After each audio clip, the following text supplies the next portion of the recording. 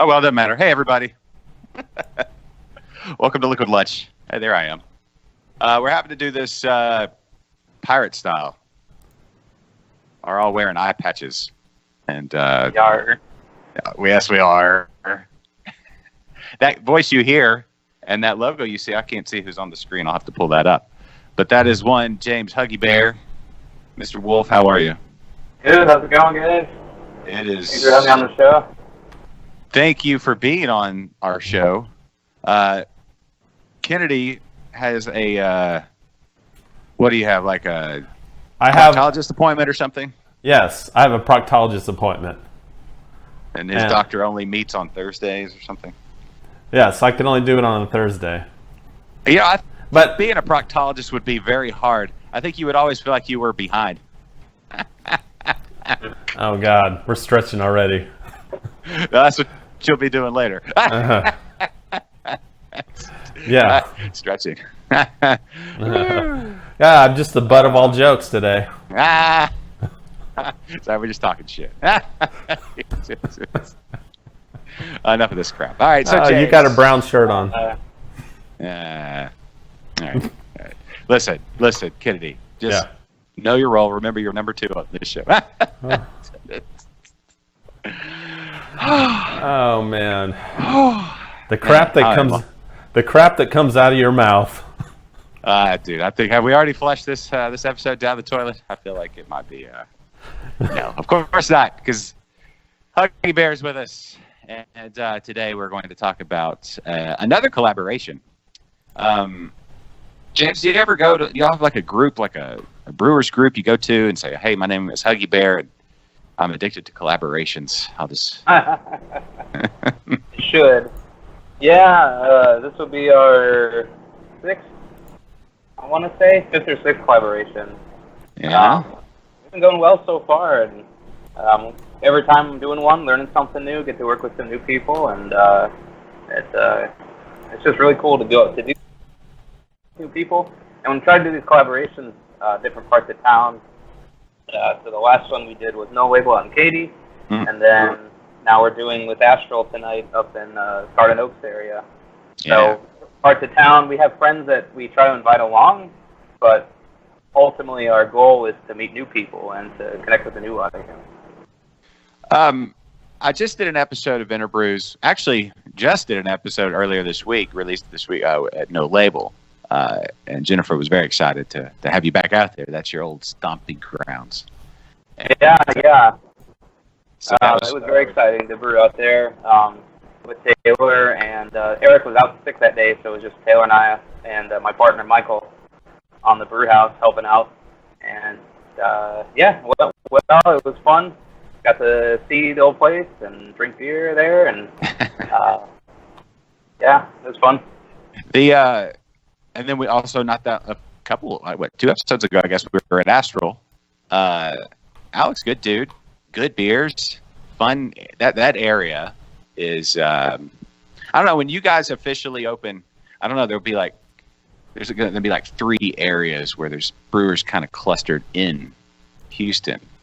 And it's for somebody who likes to visit breweries. I know Kennedy and Jules do that a lot too. That's fun to have a lot of breweries close. But that area where Astral and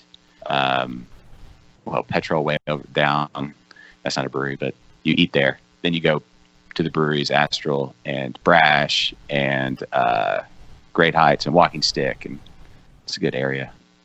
Oh yeah, it's kind of funny how it's kind of clustered like that, but it makes sense. You look at like restaurants do the same thing. Yeah, they kind of have a couple restaurants.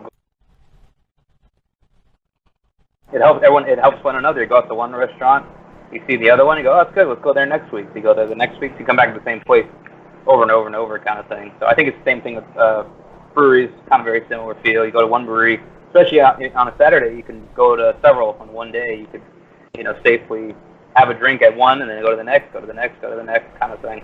And they're all close together like that. It's a lot easier than it was, 5-6 years ago. If you wanted to go brewery hopping, it was pretty hard.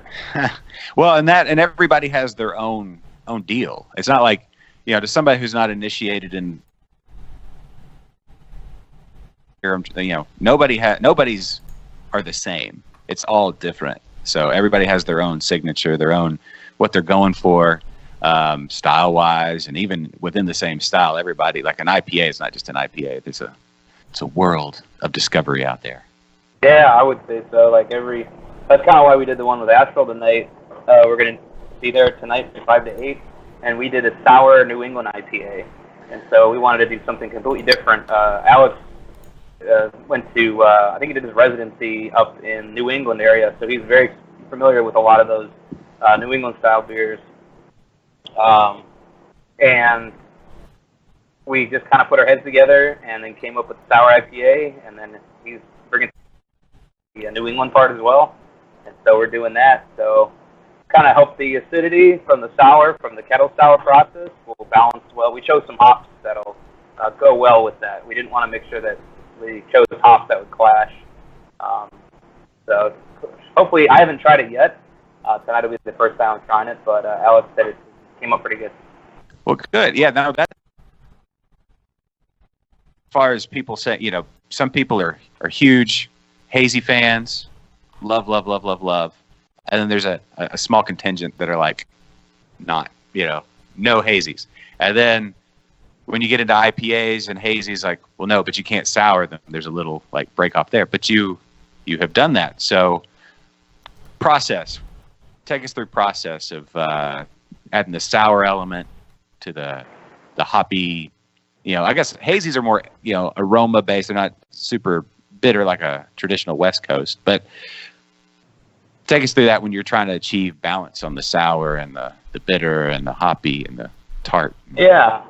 Yeah, so we're doing a kettle sour, so that's very similar if you do a Berliner Weiss or a Goza.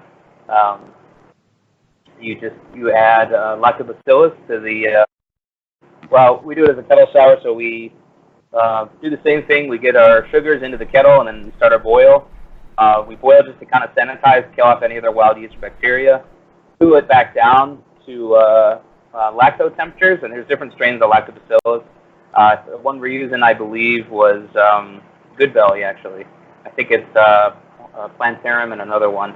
So around 100 degrees or so. Get it down there, purge all the oxygen out, get the acidity. You also want to get the acidity down to 4.5 before you start, because that'll make sure that you don't get any wild bugs. A lot of wild bugs don't like above.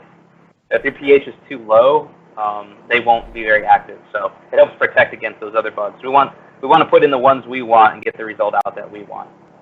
Put that in, let it sit and sour. We keep it at that warm temperature, recirculate it the whole time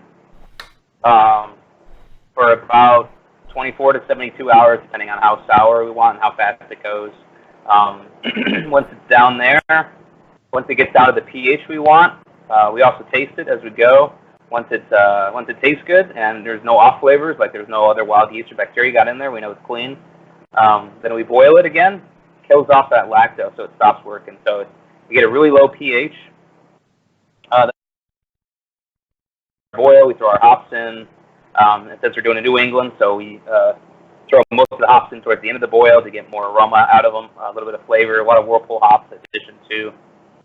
Cool it down, transfer the fermenter, pitch our yeast on there, and then, ferment it just like a normal New England IPA. In this case.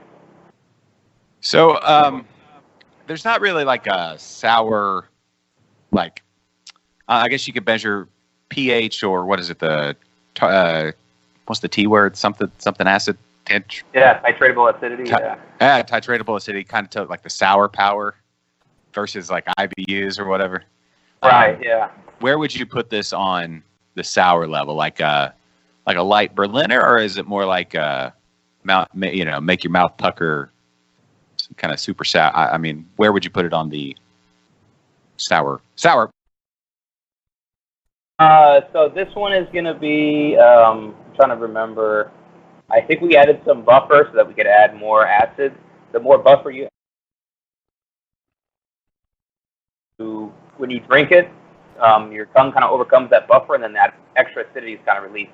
When you add buffer, it kind of stores extra acidity, basically, once you drink it. So it's going to taste even more sour. I think we added a little bit of that just to kind of bring it down even a little more sour. Those would be typical of a Goza or Berliner. We've had one of those. on the acidity. Though with the high finishing gravity is going to be a little sweeter. The hair. That's why the titratable acidity is a little more accurate versus just pH. Because if you have a pH really low, but you have a lot of residual sugar, they don't kind of cancel each other a little bit out.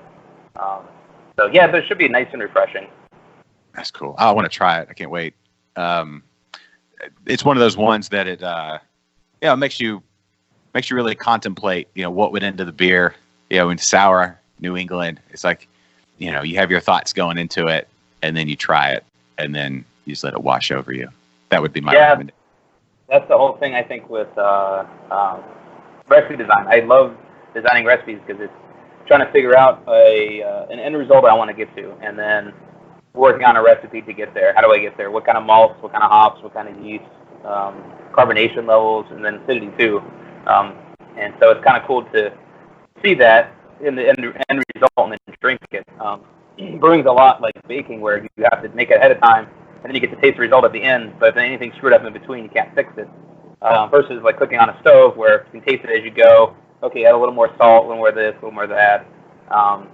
So it's kind of a long time, not as long as wine or distilled spirits.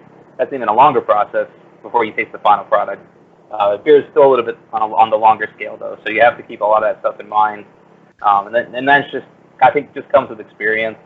And just the more you do it, and the more you taste it, the more you think about it, the better you get at it. Cool. I have a question about, again, the process. We're going back to the souring. I'm guessing a kettle sour, if you're going to do a big like New England IPA plus sour, you have to do kettle souring, right? That the hops and everything would affect secondary fermentation with the. I don't know. You tell me. You're the expert. But, yeah, the lacto does not like hops. So there are some strains that even as little as 2 IBUs will stave off the lactobacillus, which is why they use hops in beer initially, is to keep it clean, keep all the bugs out. But if you want to intentionally sour it, you got to keep the hops very minimal or to none. That's why you usually do the souring before you add your hops. I think the strain that we're using is like 0 to 2 IBUs. I've heard it like under 10 even, but certain strains are more tolerant than others. And so like I said, the hops just kind of usually you don't want that lacto in your beer. You don't want sour brown or sour. I mean, you can, but if you're not intending to taste that, it can definitely change the flavor of the beer that you're not expecting. Yeah, Kennedy, lacto is they're a contract work. They want to come and do their job and get out before the other guys come in to do theirs. They want to collaborate. They want to do the work and get out. Well, my first attempt at a Goza wasn't that great. And Just describes it as Cheetos and feet. No, it was dirty Cheetos. Dirty Cheetos and feet. Or just dirty Cheetos. Backseat of the minivan 3 months later, find a Cheeto covered in hair and whatever else. Yeah, you probably got something, other wild stuff in there that spoiled the beer, basically. But I did use Good Belly for my lacto. What flavor of Good Belly do you use? I heard mango is actually the cleanest flavor. Okay. Actually, that's what But what did you get your temperature down to before you added the lacto? Like 100 degrees. Okay. And how did you keep it warm? Did you leave it in your garage or? No, I ferment on a grain father, and I was able to keep it at a constant 100 degrees, which I did for about 3 days after I added it. I mean, I followed all the instructions. I thought to the T, but not so much. My guess, something got in there, so maybe some. Did you do any kind of oxygen purging? Did you purge with CO2 to get your oxygen out of there? No, I didn't. Okay, and then how long did you let it sour before you started boiling? Did you boil it again afterwards? Yeah, I boiled after. It went about 3 days. I didn't actually test the pH, but other than just like a taste test. And how did it taste? Did it taste like dirty Cheetos? No, it tasted fine. I think what happened is, so I added strawberries to it in secondary, and I think maybe that's where it all went wrong. That's possible. Because the fruit, unless it's sterilized or pasteurized, you're gonna have some wild type bacteria. I mean, they were frozen strawberries, so I don't know. Bacteria, it just slows it down when you freeze them. It doesn't kill them, so. Yeah. The best way would be to cook them. Just bring them up like 160, or use a aseptic juice or puree that's already been that's sanitary based. It's already been basically pasteurized. So that's what it might have been. Yeah, you might have done the souring part right, and then it just might have been just the fruit. Well, I don't know, but that's would be my guess. Jeffrey's online telling me right now to take notes. Yeah, because you were going. I'd suggest do your goes again, but don't add any fruit this time. Just do a straight goes and see how that comes out. Yeah, I think I kind of went. I think I tried to get too advanced in my brewing techniques. Don't rack it right onto the Cheetos. Maybe just pair those with it after. For some reason, I thought Cheetos and beer would go together. They go great. They go great. Not great. It didn't. That one didn't go so well. Hey, anybody here wearing a watch? Because I was wondering what time it is, Kennedy. Okay. Just I'll do it. All right, you're just gonna do it. Just hit the graphic. All right. On Liquid Lights, this is what you drinking. Got. That's pretty. Do. In my hand today, I wanted to bring some pizzazz to this episode, so a little wow factor from Eureka Heights. Oh, wow. Really? Yeah. There you go. Wow factor. It's their Pilsner. Wow. A little something. Something. Little. Nice. So that's me right there. All right. Wow factor. Wow. This whole place smells like Mandarina Bavaria hops as soon as I open that up. Well, cool. Huggy Bear, what are you drinking? Actually, I just finished. I need to go refill real quick. Give me one What'd you drink? Right back. Oh. Whoa. Oh, man. It must be good. You want to see what I'm drinking? Absolutely. I'm drinking some Simple Truth vapor distilled water with electrolytes because I'm on antibiotics right now and I'm not supposed to be drinking and I'm being responsible this time. Why are you on antibiotics? Because I have a thing later on. The proctologist. Yeah, my proctologist told me to do a round of antibiotics, so I probably shouldn't be drinking beer before I go see the butt doctor. Okay. Everyone out there is going to believe that I'm actually that's what I'm doing. I'm going to go see the butt doctor. It's a lot funnier. Yeah. But it's funny that you are going to see the proctologist and your appointment's at 2. Because of number 2? Well, yeah, that's kind of how that joke goes, Kennedy. Yeah. Hugs, what you drinking? Well, I just finished. Just had our Sparkle Motion. It's a sparkling ale, cream ale, basically. Real light, easy to drink. Now I got our juicy beer. This one's called Double Vision. It's about 8.5% alcohol. So if you drink too much, you'll be seeing double. Nice. Have you tested that theory out yet? Oh yeah. First time we served it, we had several friends came over and did not take into account the alcohol level, and they didn't have a very good morning the next day. So you're in your test laboratory, your test brew house, getting everything ready. What is the latest as far as y'all's opening day development in the brew house, all the brewery and everything? Where do we stand? Yeah, I've been in the test lab right now. I'm up to 120 batches so far, different beers. Some versions, like version 6 on our IPA, one of our IPAs we're working on. So just trying to perfect those down.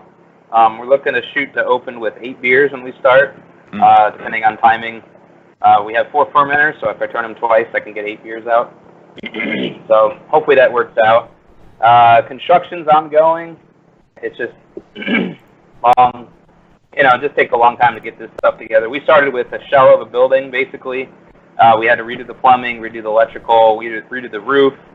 We're sloping the floors in the brew house and the cellar. So it's just a lot of work to get all that done. We're putting in bathrooms. We put the cold box in, bar. We're putting in a kitchen that's going in. We got a permit going in now for that.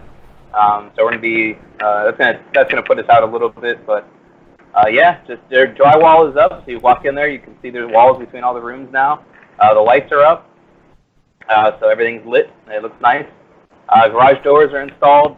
We had a video on our Instagram that our patio and tap room opens to the patio and it looks over downtown Houston. You can actually see them at the Minute Maid Park from where we're at. So we're thinking hopefully on Fridays we'll be able to see the fireworks. Yeah. When they go off. So that's up. And then the parking lot and patio construction is scheduled to start today. So they should go through, start leveling that off. We got to pour a new parking lot, pour the patio, redo the sidewalks. This was not really this wasn't a turnkey building. We basically had to gut it and redo everything. And it's an old building from the 40s. So pretty old stuff. So that's going well. We're on track for end of the year.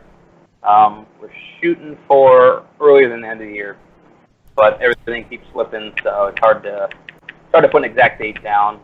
But and we've also been hiring. We're in our final stages of hiring our tapper manager and our chef to bring on board. We're going to have an executive chef, so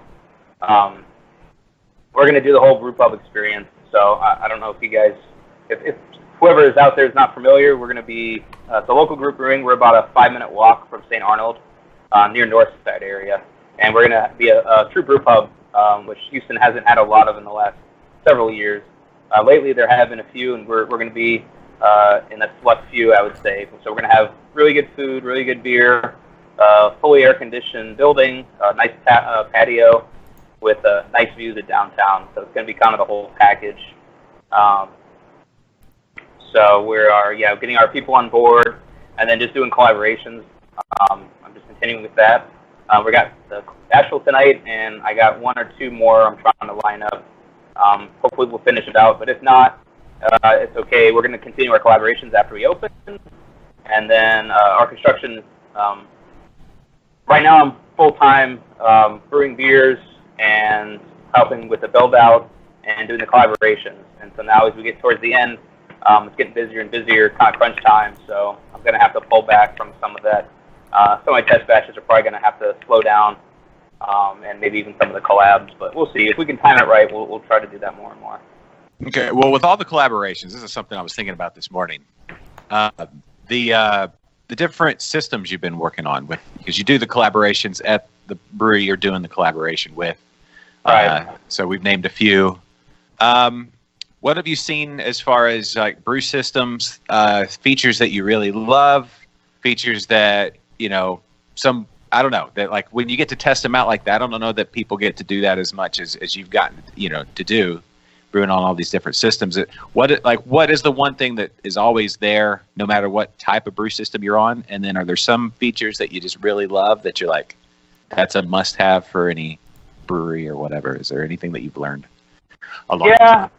I would say it kind of comes to cost. Like you can go bare bones, just have basically a mash lauter tun where you do your mashing, and then a kettle whirlpool. So 2 vessels plus a heat exchanger, a couple pumps. That's it for your brew house, and then just everything connected with hoses. That's kind of the minimum. Then you can go to the Cadillac, like I brewed at Southern Star, and they have a 4-vessel, 60-barrel tank. This system up there. So it's 4 individual vessels. You can turn. Everything's very set up to be very consistent, extremely consistent. That's the bigger your system, the more complicated it gets, the more consistent your brews are going to come out. But also the more you got to keep on top of it. You got to have standard practices that everyone follows to the exact T. Kind of same thing on a smaller system too. If everything's kind of manual, you can get consistent beer, but it's going to be a lot more manual. You're going to have to do everything by hand versus a computer or a system kind of doing it for you. So So yeah, I'd say there's some nice features I've seen on some of them, and some of them just I don't necessarily need for myself, or I don't know if the cost justifies it necessarily. But everything I've seen has been there's a purpose. Everything, all the options people have chosen, there's a purpose for them. So yeah, it's been fun. It's been fun to do that too. I get to see everyone has a different practice, different process on how they brew. Because making beer, everyone starts with the same ingredients, same hops, same yeast, same malts. We all shop at the same places. It's not like wine where it's all about the grapes. Grapes give you good wine. If you don't start with good grapes, you don't get good wine. Beer is kind of it's all about the process. So as long as you start with good ingredients and everyone has access to all those same ingredients, it's all about your process and your recipe. So everyone's got a different way of doing things and thinking about it, different kind of philosophy on it. So it's been fun to do that, and I get to kind of pick everyone's brains on why to do things a certain way, how they came up with a certain recipe, what they're thinking, what they're likes. And everyone's tastes are different too. So, like I say, my tastes are a little on the less. I don't appreciate bitterness as much. I like it a little bit less, more restrained. And then some breweries I've been brewing with, they like it more bitter. So it's just kind of a philosophical difference. So when I make my recipes, they're going to be a little bit on the lower on the bitter side for myself. And then everyone, like I said, everyone's just different. So, but looking at everyone's system, and then we already have our system chosen, and it's in storage right now, waiting for us to move it into place. There's only like maybe one thing, two things on there that I wish we had changed, but I think everything else we did a good job of kind of anticipating what we need. I would have to assume. Now, I've not done a lot of research on it. Just sipping a beer here, listening to you talk, and mulling it over in my melon. But I believe you're the number one spot as far as breweries collaborated with in Houston. You're in the crowd of having professionally worked at. This is third Houston area brewery with local group. That's three, right? Yeah, this will be the third one. Yeah. So that's an elite crowd. I don't know of many three brewery. Yeah, we don't see that as much. I think we're going to start seeing it more and more. I think the Houston market is pretty young and not quite as mature as some other markets, so you don't see as much personnel change going over to different places. We did see that with Vince with going to Brash, and then Casey and the gang doing Eureka Heights. And I think when that happens, it kind of elevates it. It kind of brings it up to another level. So I'm excited to see that more and more. And as far as collabs, yeah, we've done a lot. I think Halder, though, for sure has done more than I have. Oh, yeah. He does one pretty often, I would say, which is great. So, and we want to do the same thing when we start. I want to have people come to our place now, too, and brew with us. Yeah, that's where I'm saying. John brings people in. I can say he does both, but like as far as brewing on other people's systems, I don't know. You may be we'll have to do like a poll or something. Yeah, I think it's a luxury. I have the luxury of a flexible schedule right now. Yes. So I can do that. Once we open, I may not be able to go out and do a collab for a year. Right. That's what I'm saying. It might be one of those records where, the fact that when you're up and running, when the brewery is up and running, you don't have that luxury. But you're in a spot right now where you can do it, and you're taking full advantage of it. I think it's awesome. But it may be one of those records like I don't know, Ted Williams, hitting record, or DiMaggio's hitting streak, or whatever. It's one of those things that it might not ever be duplicated because of parameters in the game. You play the game. You play, yeah. You're the Joe DiMaggio of Houston area brewers. Okay, can I quote you on that? Yes. Print up that T-shirt. Quick, hello, Omar watching. Hey, man. Tim, Chadford Pilbeam. Hey, Vicky. I saw Gail on earlier. Who else have we seen? Jeffrey's on. Kennedy, have you noticed anybody else? Yeah, Jules. Hey, Jules. She's there in the room with you, maybe? Or no, is she out doing some... No, she's not. She's out there doing the Lord's work. Hey, I saw she posted it on her Facebook account. Can we talk about her? Well, I'll just put it up there. TABC. So I guess anybody wanted to really go see who's TABC beer server certified. Yeah. She got that. Yes, she is beer server certified now. She can serve beer. Oh, nice. Yeah. What did it take for her to do that? I've never looked into the process. Well, been, like, all you got to all you got to do is get online and do like a quick 2-hour class. I think it may not even be that long. It's like I think it costs like $16 or something. That's all you got to do. Okay. But is there a plan for her to serve beer anywhere? Is that public info? I think so. I think I can say this, but she is working. You want me to? I'm gonna give a subtle hint real quick. Ready? She's wait. Okay. Yeah. Hold on. I see it. Hold on. Subtle hint. Oh, that's just my face. I see it. Okay. I see it. Yeah. No, I'm just gonna run into my face. I'm just gonna put that back. Yeah. Okay. She will be she's a brand ambassador for Lone Pint now. Woo! Oh, that's awesome. Congrats to her. Yeah. And in fact, she's got her first thing going on Saturday at the Total Wine on San Felipe. Nice.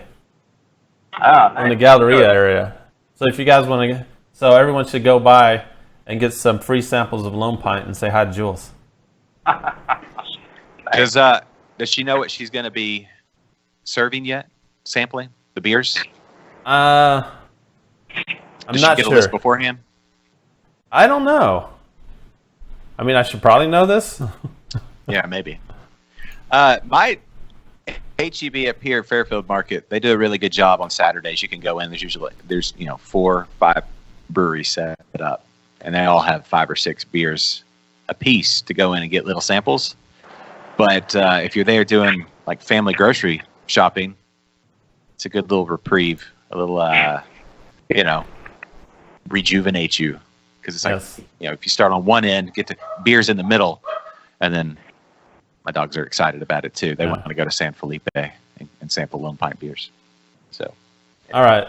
So I'm having a bit of technical issues, and apparently right now the only cameras I can use are yours and James. Just all right, you, James, ready to start doing you some... and him, and that's it. So that's why tap dancing. Yeah. No, it's fine. It's fine. It's just for some reason. That's it. I got to figure out what's going on here. I can make it entertaining. No, everything's fine. It's just that I've only got 2 cameras now.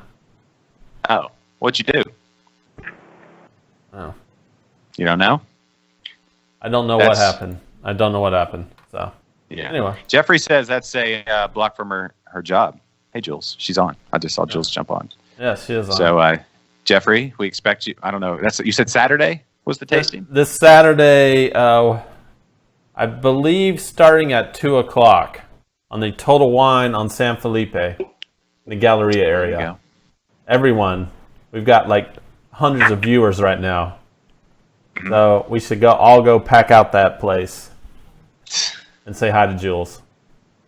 That's what she needs on her first day, is an overwhelming number of people demanding they pour them beers in rapid succession. Just trial by fire. Yes. Sink or swim, Jules. Sling those beers. Are drowning them. Anyway. You said you've got some other collaborations in the works. Are you at liberty to hint? No, not right now. I don't want to say anything right now, just in case anything happens, and I don't want to hurt anyone's feelings. So, but if anyone else is interested, let me know. And like I said, I want to continue doing collabs after the fact. So if any breweries out there want to do something with me, or with us, I should say, let me know.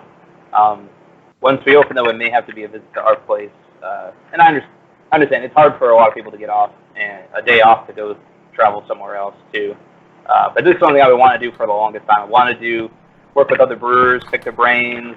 That's how everything learns. It's a very good community and very open community, and so that's how we grow the whole scene and we make better beer overall. Is that everyone shares and we just learn from each other. So.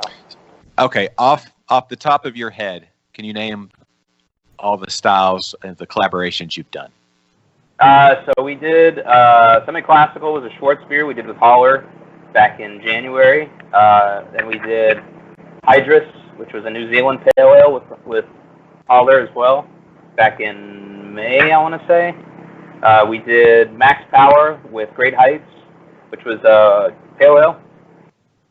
And then we did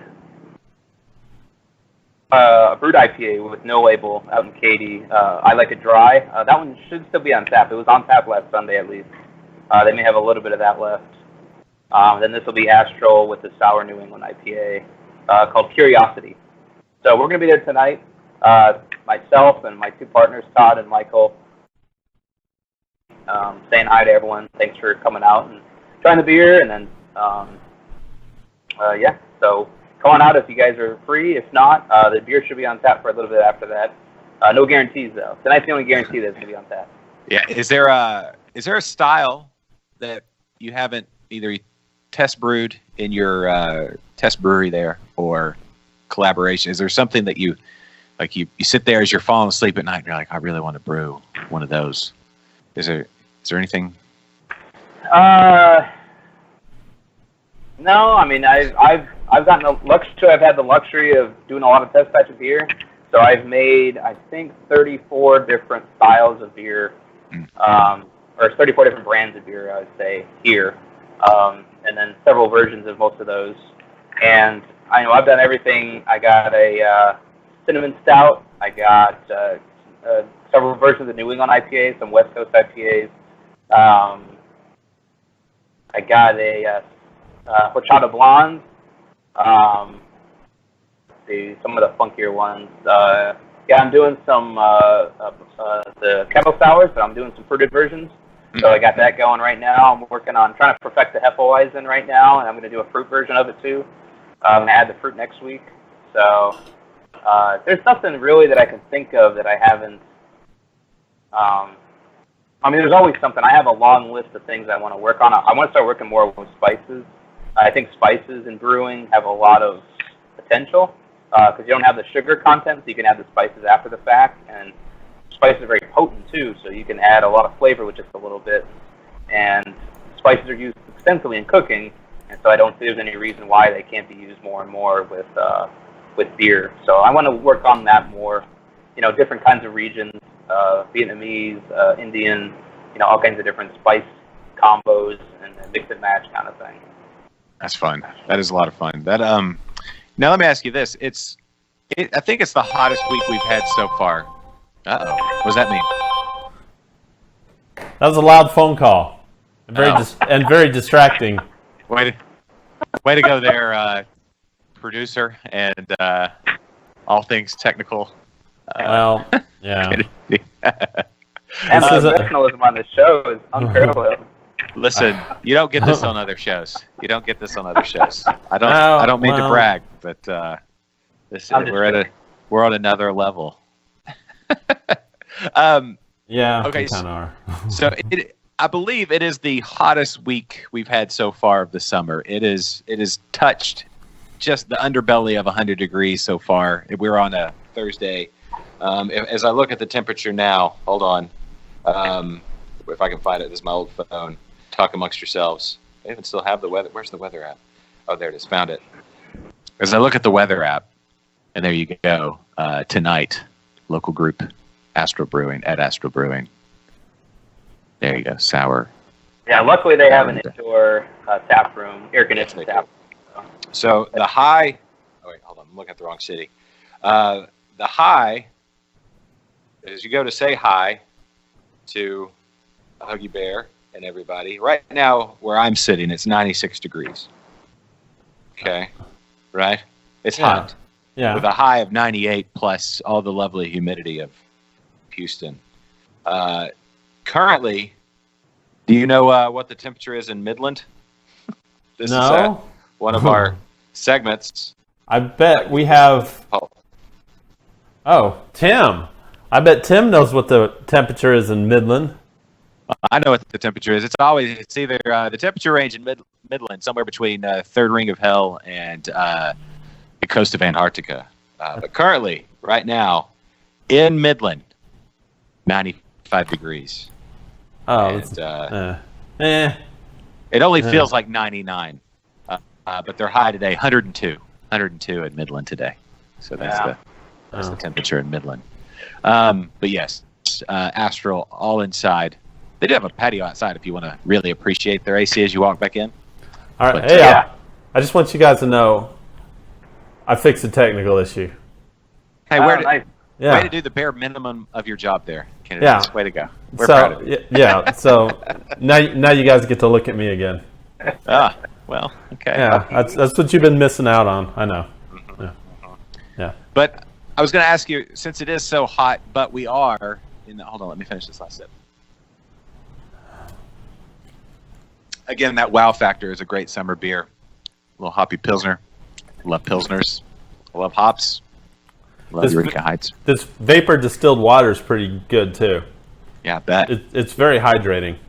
But the segue I was going to make is, earlier this week when I was at No Label and we did our episode and it released on Monday, and you can go listen to it now at interbrews.com or download it anywhere, find our podcast or download it, and all that good stuff. Their Oktoberfest. Oh, very nice. Is I believe this is the first year it's canned, and it is Oktoberfest season, whether you like it or not. Oktoberfest is the end of September, even though the name says October. We're rolling into October with Oktoberfest season. So when you see those Oktoberfest beers out there, don't lose heart. It's just so hot. But yes, this is when you should be seeing them. James, my question for you is, with the weather being so hot, these Oktoberfests were brewed weeks ago. Now you have to think of, what do you brew now? You could be brewing pumpkin beers, winter warmers, barrel-aged, potentially barrel-aged stouts or some sort of very wintry type beer now that we're into August.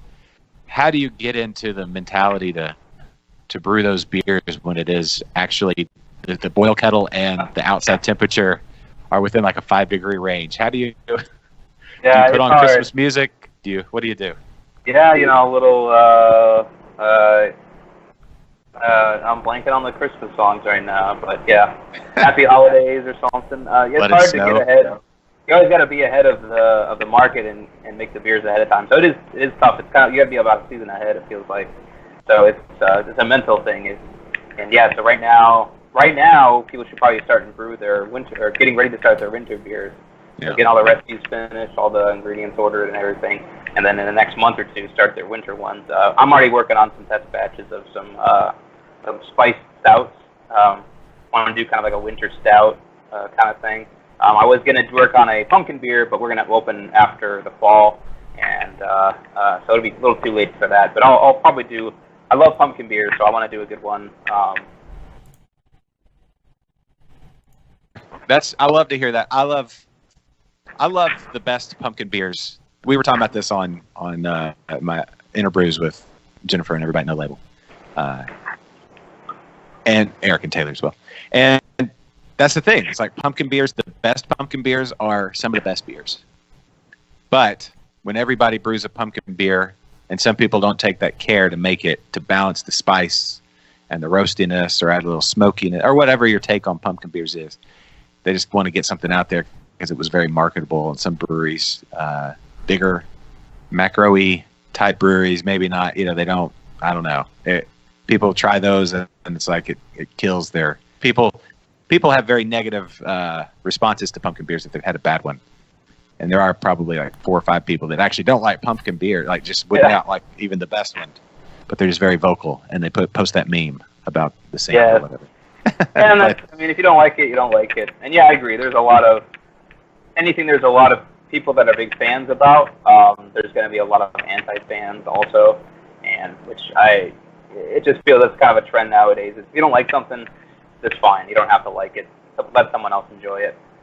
Yes. But I do. In that vein, though, I think there are some bad examples out there, and so maybe some of those bad examples give a bad name to the whole, the group as a whole, kind of thing. So. True, but the best ones. Like, what do you like to add into your, like, if you you're a lover of pumpkin beer, so I really value your opinion on it. What do you like in a pumpkin beer? Well, you've had Nightmare on First Street, I assume? Oh, yes. That was my recipe when I was homebrewing. I started with that one and kind of morphed that into what we did there. So I'm gonna let me brag on you, but that is one of, if not the best pumpkin beer in the Houston area. It's that beer and then Pumpkinator. Yeah. There's some others that are good, but those two, and they're different too. So it just kind of depends on where you fall and what mood you're in and what, all that kind of stuff. But yeah, that Nightmare on First Street is it's damn good. Yeah, thank you. That one was interesting one. That one kind of was an extreme. I mashed that one at a really high mash temp, close to 160, which is kind of on the high end for mash temperatures. Leaves a lot of residual long chain sugars behind, but then balance it out with a lot of spices. But yeah, I guess in my pumpkin, so you can, if you don't balance it right, I think there's a slight difference between Christmas spice and pumpkin spice. Both have cinnamon. I would say the Christmas spice, man, it's been a while since I've thought about this, but you wouldn't really put an orange peel in. You'd put that in Christmas spice, but not cloves, maybe. Yeah, I think for Nightmare I did cinnamon, nutmeg, clove, and ginger. And I think adding too much ginger pushes it into the Christmas spice category. Yeah. So you got to be really balanced on those things. No, actually, I think I did allspice. I want to say allspice, cinnamon, nutmeg, and ginger. I think was that for a Nightmare, at least that's what I used. Yeah. But I've started to play with it a little more now. I really like cinnamon, so I'm trying to push up the cinnamon a little bit more. I did a cinnamon sour, I did a horchata blonde, so I'm working on some more cinnamon forward beers. Yeah. Because I like that flavor. And then a little nutmeg to balance it out, it feels like.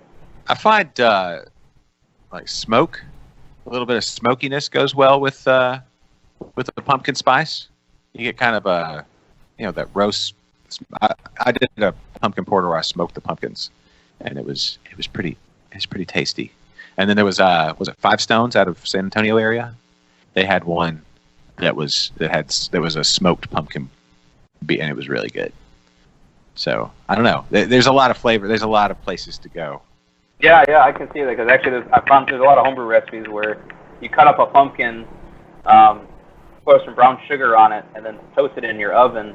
Yeah. Caramelize the sugars and the pumpkin flesh. And so I think if you go a little too far, you could start smoking it, burning it a little bit, but then throw that in your beer and get all those caramel flavors, a little bit of smoke. You get the roasted pumpkin also. So I think I bet you could. Kennedy, were you about to say something? Yeah, James. So when you're doing your pumpkin beers, are you using the pumpkin puree, or are you actually roasting your own pumpkins? I've used the very first time I did Nightmare, I didn't use any pumpkin. It was only the spice. Oh. And I got a comment back. I submitted to homebrew competitions, and they tell me how great the pumpkin flavor was and how much pumpkin must they use. They were asking, like, how much pumpkin did you use in this beer? And I was like, none. Because it's all in the spice. That's what people associate pumpkin with, is a spice. Yeah. Pumpkin itself is just it's like squash. There's not really much flavor, not a very good flavor necessarily to it. So, but I've used the with Nightmare, we were putting in the puree, kind of the canned pumpkin that's already been cooked, but we threw it in the mash, convert some of those starches into some sugars. I'm not super convinced on how much you get out of that necessarily, but at least we said, you say you throw pumpkin in your pumpkin beer. Otherwise, it's just a pumpkin spice. I'm sure like Starbucks pumpkin spice latte has no pumpkin in it, right? It's just a spice. Right. Maybe they serve it in they put the glass in a pumpkin. Yeah. So I did a Christmas beer last year, and it was a pumpkin beer, and there was so much pumpkin puree in it. Like in my 5-gallon batch, by the time it was done fermenting, at least a gallon of that was Trub. Yeah, I can imagine. I was expecting to get like a full 5 gallons out of that, and I probably didn't even get 4 gallons. Yeah. Are you gonna make that beer again? Yes, I'm gonna make it again.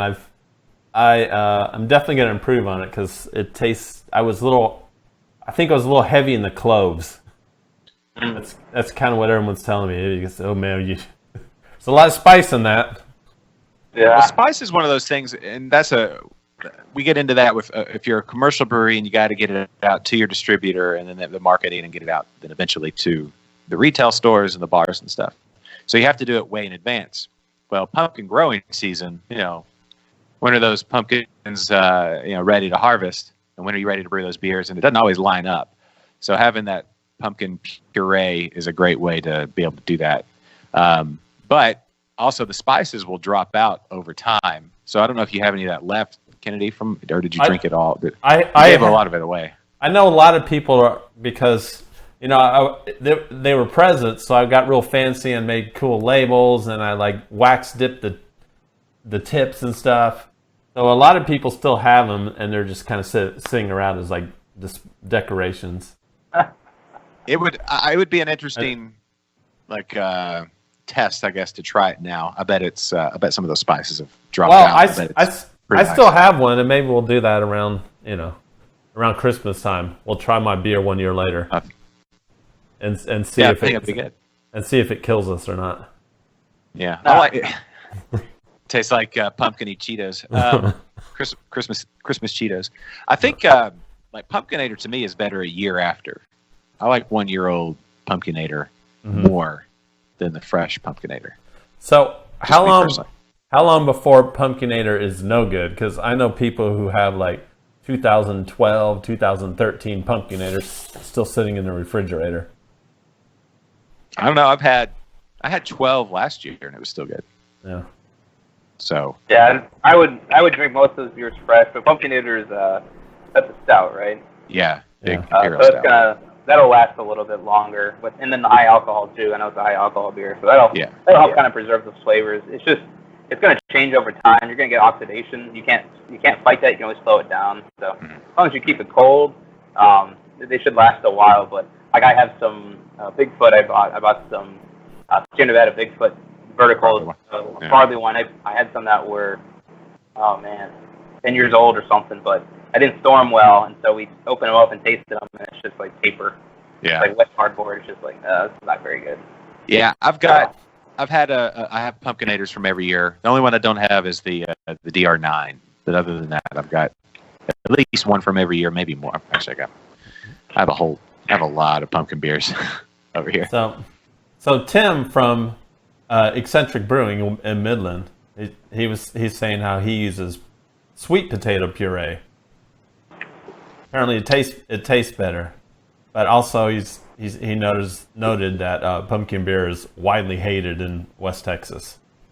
I would like to see the level of hate with a geographical map, like a color-coded map, where pumpkins hated the most. I don't know. I feel like places where you have a lot of leaves changing colors. Maybe where it's not grown, people hate pumpkins, kind of thing. Yeah, they're just jealous. Yes. Desert areas of the country. Yeah, where it goes from being green to 20 below, and that you don't really have a fall. I think that would probably be. You got to have a place with a fall. Yeah.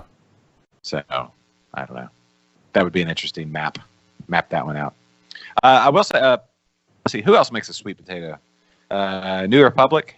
The New Republic does, yeah. The win-loss. The sweet potato porter, I believe. Yeah, it's a different flavor. It's a different but it's still good. It's just it's different. If you have a very dialed in pumpkin, palate like I do, I could tell you the type of pumpkin used. Do you do pumpkin tastings, you do a pumpkin side by side? You can taste the different. That's the tip of the iceberg, James. I'm a bit obsessed with pumpkins. Like my front door, when the pumpkins start coming out, I've got 17 different pumpkins out there, all different varieties, colors, shapes, textures. There's some that are real gnarly looking. Mm-hmm. I wonder what just use all gnarly looking what are they called, knucklehead pumpkins? What they look like they have the ones a bad case of warts. Yeah, I was gonna say herpes, but yeah. Yeah. That would be a great marketing thing. Don't touch the pumpkin. Have you bought all your pumpkins yet? I thought I saw some ceramic ones at the grocery store. Are there real ones out yet? Oh, No, don't get him started about the pumpkins already. The Halloween decorations. No, listen. It's gonna be that's the next major holiday, right? Oh, you got Labor Day, I guess, in between. Yeah, we're gonna do a little trip for Labor Day and then come back and then it's on. But yeah, they already had August 1st. They had like the metal jack-o'-lanterns and stuff at our local HEB, and even for me, I was like, I don't know if I can't pull the trigger on this yet. I need a breather. I'm too perpetually sweaty right now. It's like just can't. So people love Christmas, they want it year round, and you want Halloween, pumpkin season year round. I want the weather. But if I had that weather all year long, my yard wouldn't be as on point. James, I don't know if you knew this or not. Oh no more yard time. No. Oh man, I had to replace another sprinkler head. It got busted, but yeah, I got my saturation point on my lawn just dialed in. So it's don't worry. I know people were worried. It's no one was worried. And I changed the direction of my diagonal lines this week. You got to change up that direction that you know. Some people do vertical and they'll change to horizontal. That's fine if you're an amateur. If that's you just dabble in awesome nobody cares about your lawn. Diagonal lines. Oh, you're not even here today. You didn't come to the studio today to see. My grass looks like carpet. It looks like lush carpet you'd want to lay down in. And shoot, I'm so upset about that. Listen, I'm sorry. I'm just looking at your lawn. Now, those Progressive commercials where you turn into your parents. Yeah. Yes. That's. Oh yeah. Now, if you want to tell us like after you mowed all those diagonals, what the beers you were drinking. Yeah, that'd make a good story. Okay. Well, I had a Sequential. That's my go-to post mowing beers. A Sequential from Dogfish Head. That's a good one. It is a great one. Now, I had a question. Actually, they have that number on the can. You can call and leave a number at the brewery there. And I was sitting outside looking at the can, and I wish I had the can with me. It'd be a great visual. Everybody just has to imagine that I would, that can. But anyway, there's a leaf on the label right above the word C, like SEA, Sequential. And it looks like a cilantro leaf or a parsley leaf or something, but there's nothing mentioned. It doesn't look like a lime leaf because I've got citrus trees in my backyard and I know what those look like. But they don't reference the ingredient, and it's just like, I wonder what is that? And I left a message. I probably should have left the number. Maybe that would have been good in hindsight. But anyway, that was a mystery. When you are sweating profusely, you're on the edge of consciousness, and then you douse yourself in a little bit of beer and alcohol. Yeah. Your brain starts to work. Those sour beers, those kettle sours, they're so refreshing in the summer. It's like a lemonade. It's like a lemonade on a hot day. It's just that tartness. Yes, and it's it's a lower ABV beer. I've done an IPA right after I've mowed, like a 6.5%, 7%. I would go out on a limb and say that's too much when you've lost 10% of your body fluid. You've lost like 7 pounds. That's a bit much. Stick with the lower ABV, but go ahead, Kennedy. So you're saying you weigh 70 pounds? Yeah. Yeah. That's me. Yeah. I am svelte. I'm only 3'9". People don't know this. I'm a hobbit. That's true. But no, let's see. This I only had the one sequence, and then I went to was it Squeeze and Twist from No Label, and it's a lower AB. It's like 4.4, and it's super. Yeah, super fresh, hoppy, almost grass. It worked because it's almost like grassier, just really fresh hop flavor. You know what you should try next time after you mow the lawn? What's that? Le Petit Prince. Jester King. That's like less than 3% alcohol. Pop open the bottle and chug it. Yeah. I'm not against it completely, but put it in your water bottle. Seems a little. I don't know, that bottle and I would do it. Yeah, I guess so. Maybe. I like that Sequential though. That's my go-to. Yeah. I've dialed it in. Try to start with a sour beer, and then that kind of sets the tone, and then kind of have a few different beers after that. But yes. Yeah, and kind of a good starter. Yes, and the great thing about once you've mowed the yard and you got great lines, I even did the backyard diagonals in the backyard, and you got to change up that pattern, James, because if you don't, your grass it'll start growing in a weird direction. It's not healthy, so you want to change that direction each time, so you get good, robust blade growth. Yeah, I don't know. We just pay some kid to do it. Okay, well, tell him to give me a call, and I'll coach him up. All right. But once you're all covered in mud and dirt and everything because you put your heart and soul into making your yard look as good as it can, you just grab that Adirondack chair and drag it under the closest shade tree, and just drink a beer and sweat and just be one with nature. Yeah. The best. This section's sponsored by Scott's Lawn Care. I wish it was. But actually tying it back into brewing, when you're done, if you're home brewing, you can use those spent grains. You can throw those at the base of a tree or put them in your flower bed. It's really? Good composting. Yeah. Oh, yeah. So you're going to have every bird in the neighborhood in your lawn? I mean, you could. They love my yard because it's awesome. And we have it's going to be full of family of. We have a family of mice that live in our jasmine, and some lizards. Think about writing a kid's book about everybody that lives in the jasmine branches. Mm-hmm. It's one of our best shows we've ever done. You mean the best lawn show we've ever done? Yeah, I should do one when it gets a little cooler. I'm going to do a show from the lawn. We're going to do one from the lawn. Yeah. Call the show Liquid Lawn Care. Yes. Well, we don't have to talk about you got one of those kiddie pools? We need one. You would need some filled with ice. Yeah. It's broadcast live. We should do that though. Yeah, broadcast live, and I'll be chilling out in the kiddie pool. Yes. And we'll get negative viewers. I bet we won't. I bet we'll get 2s and 3s of viewers. Jeffrey had to go. Jeffrey, have a great day at work, and enjoy. I don't know. So, anyway, there you go. Absolutely. I feel like a lot of repeat viewers on here too. That's true. People don't just watch us live. This could be people could be watching right now at 5:00, and driving around Houston, and they could just hear, "Oh, I should drive over to Astral right now." Yeah. Come on by. What time does it start? Does it start at 5? Is it 5:00? Yeah, 5. We'll be there 5 to 8. We'll be wearing our no label swag, kind of like shirts and things like that. Walking around trying to say hi, shaking hands, kissing babies, the usual. Lots of babies at the brewery. Well, I'm not sure about there. We're gonna be kid friendly and dog friendly at our brewery, so we're gonna. One of the owners, Todd, he's got 2 little boys, so we're definitely taking that into consideration with our design and our layout of our place, and we're gonna have a little kids area and stuff. So we're gonna encourage families. We are gonna set some guidelines.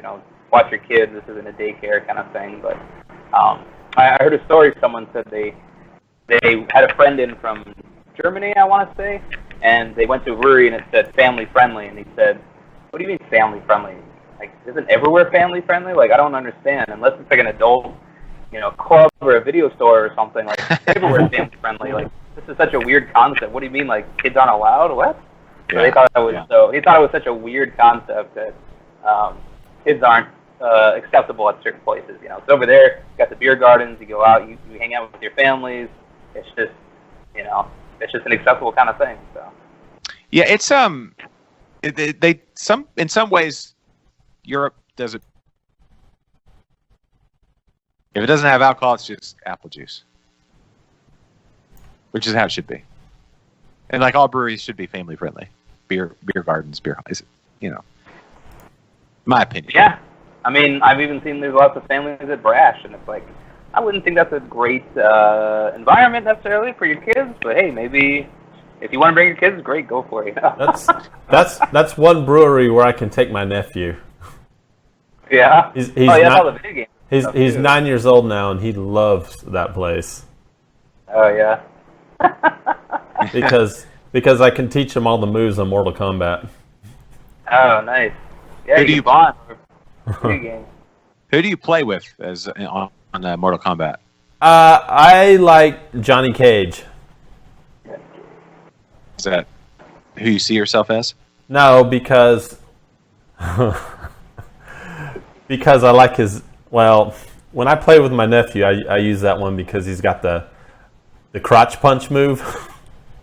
Where he does a split and an uppercut to the crotch. Yeah. Yeah, he thinks that's really funny. Doesn't he make a high pitched noise too? Like, yeah. They don't make video games like they used to. Yeah. Well, I'm not very good at Mortal Kombat. That's where you play your 9-year-old nephew. Yeah, that's probably the only one I can beat, and that's only like part of the times.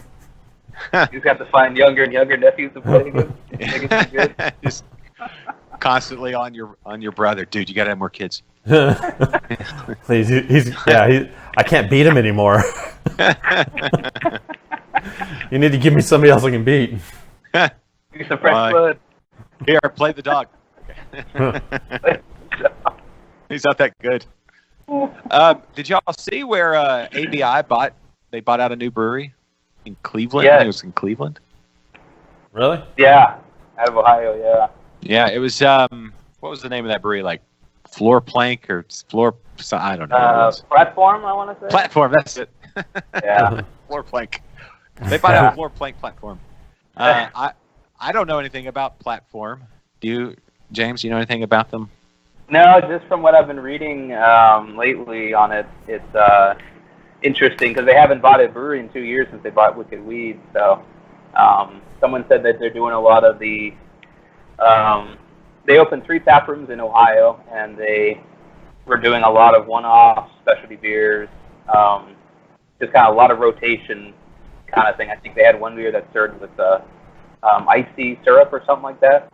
Mm-hmm. So some people kind of wrote them off as gimmicky, but they grew pretty big, pretty fast. So, and they were self-distributing. So ABI bought them, and now they can fold them into their own distribution network without having to worry about other contracts and stuff like that too. So it's interesting acquisition. I don't know. It doesn't really affect us in Houston here, but yeah, until next week when we see those beers with label approval. Well, initially that's what they did. They bought Goose Island, and they were going to roll them out as a national brand, and that didn't quite work. And so you do see Goose Island in a lot of places, but that's why they bought all these regional brands now. So they got 11 breweries around the country, and they treat each of those as a regional brand. And they try to grow that as big as they can. So in Houston here, we got Carbach, so it's as big as they can make it in this area. And you go to another part of the country, you got Golden Road, you got Elysian, you got 10 Barrel. You get different ones in the different areas of the country, and so they're kind of doing more of a regional play where they can still. The goal still is to have the distributor say, "Oh, we got all your beers covered. Just go with us." Our distributor, which covers only ABI products, and so it kind of pushes out all the other competitors. So that's kind of their plan. Instead of doing it with one big brand, they're doing it with a lot of little brands, though, which is interesting. Yeah, I bet you could probably do that formula as to, if you were to who will be next, and maybe you can't say specifically because there's, thousands of breweries, but you can say somebody who's fast growing, maybe they are self-distributing, they have multiple tap rooms. All those are things to look at. Areas where, like Carbach, I don't know, I haven't had a Carbach since they sold out. I haven't had one of their beers. I see a lot more of their billboards and things like that around. Those are the things I noticed. They're at the ballparks and things like that. But yeah, are they as prevalent in Dallas? Anybody know? I don't know. There's actually a Carbach commercial now that plays during like sporting events. Yeah, that for Love Street. Yeah. Love Street brewed at the Carbach Brewery on I-10 East. Yeah. Is that the one we're talking about? Yeah. So I wonder, is there anybody up in, like, say, the Dallas area that has multiple tap rooms? I can't think of anything off the top of my head, but or maybe doing something like, not that they ever would, but like, I don't know, Pine House Pizza has a bunch of different pizza places. I don't know. Yeah, I'm just we got 3 locations now. yeah. I don't know. I don't know. Yeah, it's all one of those things. Like how big of a region do you need population wise? Texas, Houston's huge, Dallas is huge, Austin, San Antonio are both huge. So, could there be another Texas acquisition? It wouldn't surprise me. I don't know. Yeah, maybe go more west. Yeah. But I don't know. I think they may have their eyes not so much on a brewery, but more of like a beer talk show. That might be another one of their acquisitions. Oh, are we starting rumors? Okay, well, let me first preface that when I brought up the Pine House Pizza, that was just an example of a place that had multiple locations. They are not. That is not a thing out there, and I'm not saying that they would. I don't think they would. I don't think they would. I don't think they would. And I love Pine House Pizza. They have multiple places. That's all. That was the only example. But if you were starting rumors, Kennedy, are you saying What's on Tap is going to get bought out by ABI? Is that what you say? No, that's not what I'm saying at all. Are you saying I'm saying another maybe like a midday craft beer show. Oh, they want to buy us out? Yes. Would you let them? It would be a good investment. Would I let them? ABI. You're going to let ABI buy us out? Well, no, of course not. Wouldn't do a thing like that. That's an interesting question. Let's contemplate that one for a second. Because principle-wise, I mean, James, is that same beer, or did you get something new? Back to the Sparkle Motion, something light, easy drinking. I mean, to be honest, everything has a price on it. Ted DiBiase had it right. Everybody's got a price. Oh. It's true, I suppose. I got so many shows, though, I could sell off one and be fine. Kennedy, you would get sold off in the Liquid Lunch sell-off, though, let's be honest. It's like, I'll throw in Kennedy, show name. Yep, you can do all that. And then, gee, hope they treat you well. Thanks for your support. No, they're not savvy enough. Actually, they've tried to do blogs and things like that, right? Mm-hmm. They have blogs that they bankroll. That is pretty transparent, though. You can kind of see they're a little too ready to, tout the whole ABI owned stuff. People know too. They can spot that. So craft beer drinkers are too savvy. Yeah. Yeah. And that's why they're going to go try local group brewing at Astro Brewing tonight at 5 o'clock. Yeah, tonight, 5 to 8. Come on out. This Thursday, August 8th, 8/8, over to Astro. So come on out, have a beer, say hi, try their other beers, have another one of our beers, and say hi. Abel says he's coming to see you tonight. He says, hey, he says, good to see you on the screen. And nice. He'll see you tonight. So I haven't seen Abel in a bit, so that'd be good to see him. Yeah, good deal. All right. Yeah. Well, okay, one last question before we let you go. I know you've got a lot of work there behind you. Hopefully we haven't distracted you so much that something's gone awry. I don't see any hoses flapping around in the spewing beer. You said you're gonna start with 8. When you open, you're gonna have 8 beers as your goal. I'm gonna try to shoot for 8. Yeah. How many of your starters? How many have you named? Do you have any that are locked in? I have names, but I may have to change some of the names. I just kind of threw up names, kind of like a home brewer. We just throw whatever out there. You don't really care if it offends someone or if it's already taken by someone else.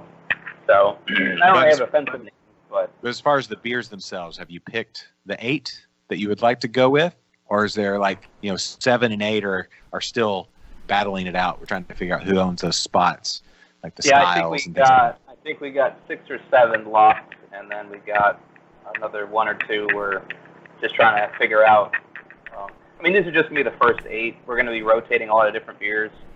So we're going to, if one of these, we're putting out the 8 that we think are the best and that are a good variety of beers. So yeah, I can throw out 8 IPAs, but it's also kind of gonna. I also feel whatever we put out there initially is gonna have kind of label us. So I want to make sure we have a good variety of stuff. So we're gonna have a good variety. I don't want to say too much, but yeah, I think we've locked down about 6 or 7. I'm working on the last couple. And then as far as naming, we're gonna have to probably evaluate a few of the names, just because I'm sure there's some breweries that have similar names or the same thing, and so we don't want to. Yeah, we're not trying to. I'm not really married to these names. I just kind of came up with some of them. So we'll try to change them. We're not really going for a theme. If you want to go for a theme, that's hard to do for a naming beer. But I just want to throw random names out there. It's like band names. There's always some weird names. Yeah, they're not called Mookie Blaylock, Kennedy. They're called Pearl Jam. Really? There's a beer called Pearl Jam? No, the band. I know there's a band called Pearl Jam. They were Mookie Blaylock before they were Pearl Jam. What? Oh.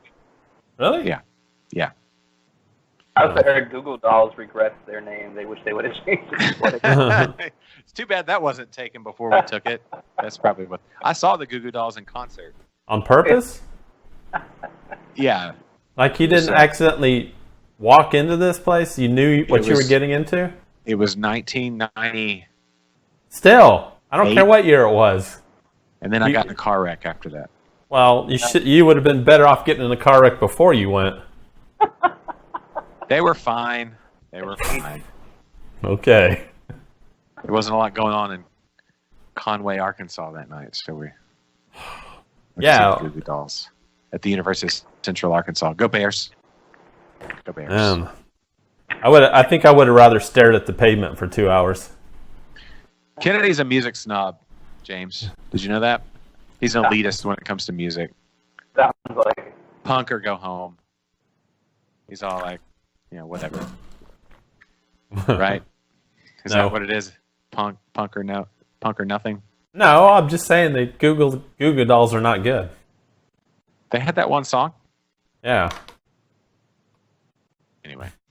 All right. Well, thanks for having me on the show, guys. And, hope to see people out there tonight. If not, we'll hope to try the beer again sometime soon, and look for our opening closer to the end of the year. Cool. All right. James, Huggy Bear Wolfe, everybody. Yes. Local group brewing. Opening soon, depending on your scale. If you're a glacier, it's just in the blink of an eye. But hopefully end of this year, beginning next soon. But back here on Liquid Lunch, anytime you want. Anytime you want. Oh, thank you. Yeah, well, I'll give you some updates for here in the next couple months. Cool. All right. Check them out. Astro Brewing tonight. They're on Shepherd, 5 to 8. Try all. Look at that. Just goodness. It's curiosity. Be curious and go try it. I wish. I hate that I have to work. I am curious about this beer. Anyway. All right. Win some, you lose some. But everybody go for me and let me know. We want to hear your feedback. All right. Well, maybe if my butt's all right after this, after the proctologist, I might go. Okay. All right. Maybe I'll see you out there. Thanks, Huggy Bear. You're the best. All right. Bye. Bye. I'm gonna let you. You hit your button. I don't know how that's gonna work. Kennedy, you got the. Normally I am able just to mute whomever. But I'll see what happens here. There he goes. He left. Huggy Bear left. He's gone. Okay. Well, what else we got to talk about other than your proctology appointment? Anything new in your world? No, not really. But I am gonna have to go. It's time. It's time for this to happen. I'm not going to a proctologist. I'm going to the dentist. The dentist. Tim said great show. I mean, they're similar because they're both like putting things in orifices. Just one's on the top and one's on the bottom. I guess you could get to one from the other if you really pressed it. Technically speaking, I took anatomy 1 and 2, so technically speaking, sure. Technically speaking, all right. Are you You don't work tonight, do you? No. After that, No. are you going to try to go by Astral? Maybe. It depends how I feel. Oh, that's true. That's true. Oh, when are you done with your antibiotics? No. Here's what they ought to do. Here's what you ought to do. Just because you're on this show, you're you're one of those. You're an ambassador of the Texas craft beer media. Yeah. You're available, and your face isn't swollen up, and you're not dying. Of Well, I mean, I had to do a whole show without drinking beer today, and it was not fun. Yeah. Now you could probably go sip on one to be fine, right? Or even Yeah. just Well, take your spit bucket. I'm curious. You should be. Curiosity available tonight. We need to thank Preston out at the Grain Cellar. Maybe you want to make your own. Maybe you want to make your own kettle soured New England IPA. It's kind of ready. Hold on.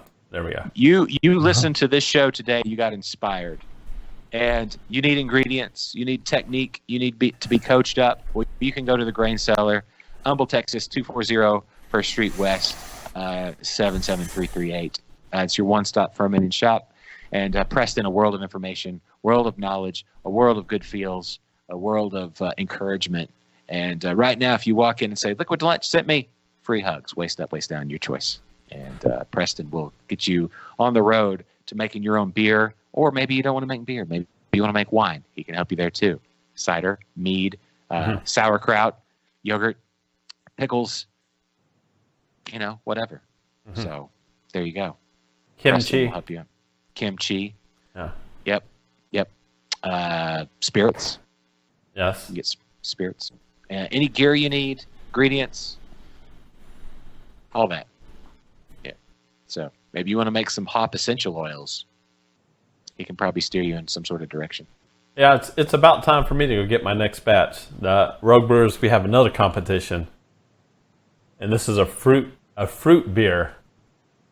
Fruited beer. Any fruit. Any fruit. Style. Any style, just has to have fruit in it. And I'm a little worried because my last two beers that had fruit in it were not great. I say go simple. Do like an American wheat beer with some fruit added. Or something. Just to get a win under your belt. Yeah, I'm thinking about a fruited IPA. Okay, sure. What kind of fruit? I don't know yet. I'm debating. What about grapefruit? How would grapefruit go? No. I mean, no, it can work. It can absolutely work. But I feel like you can get the grapefruit flavors from your hops. Mm-hmm. I mean, there's a lot of those type citrus and stone fruits and things like that can be derived from hops, as I've learned from the book that I'm reading that I mentioned last week. Eclectic, right? Was that the one? Eclectic IPAs. That is a good book, but they have a whole chapter on added fruit. Jeffrey said he was leaving, and now he's back. I'm telling him about the beer, and he's getting really excited. Yeah, there's a City Acre competition going on too that maybe I'll get into. And what is that one? It's you can brew whatever beer you want, but you have to use certain yeast. And kind of like a daisy chain type thing. I forget what it is. You don't even have to get the yeast from them. It just has to be that type of yeast. Okay. So whatever the yeast you have to use, I'm sure you can find it at the Grain Cellar. Yes. Humble's one-stop fermenting shop. City Acre's great. Matt and the crew out there doing good stuff. So if you're in the Houston area and want to try something cool, City Acre. Yes, voted one of the best brewery brunches in the great state of Texas. They were like top 3, and it's pretty good. Yeah. Yes, yeah. I've had their chicken and waffles for breakfast. Yeah. Mm-hmm. Nice. Yeah. Nice. All right. We'll wrap here because I know that you got to go get your face ready or whatever it is you have to do. Yes, I got to go. Way to stay strong on drinking. I got to run. Yeah, well, you're not supposed to do that with antibiotics. Yeah. But we don't have the outro music today, so I'll add that post-production if you want to go listen to Podcast available anywhere. Find our podcast downloaded. Of course, you can also watch it on YouTube and Facebook and Twitter, and all the replays are always there. And big thanks to James Huggy Bear Wolfe for being on today. Local Group Brewing opening up soon. Of course, the collaboration again tonight at Astro Brewing, 5 to 8. Big thanks to the Grain Cellar helping bring today's show as well.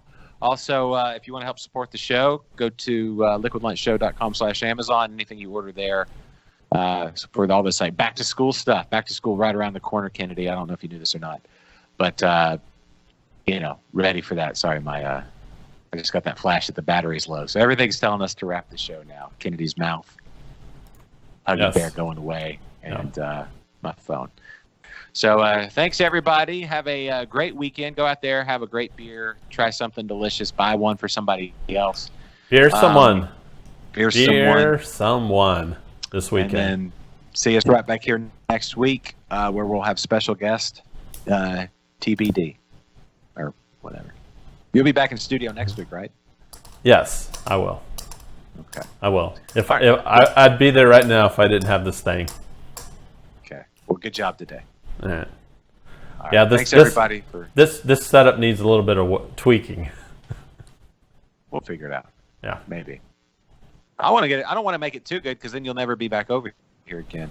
Oh, I can't quit you. All right. Good job, man. All right. Thanks everybody. Thanks for watching. And Caleb Wilson, I see you. Yeah. We're talking to you soon too. Backfish. All right. Bye, everybody. Have a great weekend. Thanks for listening. For Kennedy, for Huggy Bear, I'm Josh. Thanks for watching Liquid Lunch. I think we faded to black. I don't know. I don't have the monitor.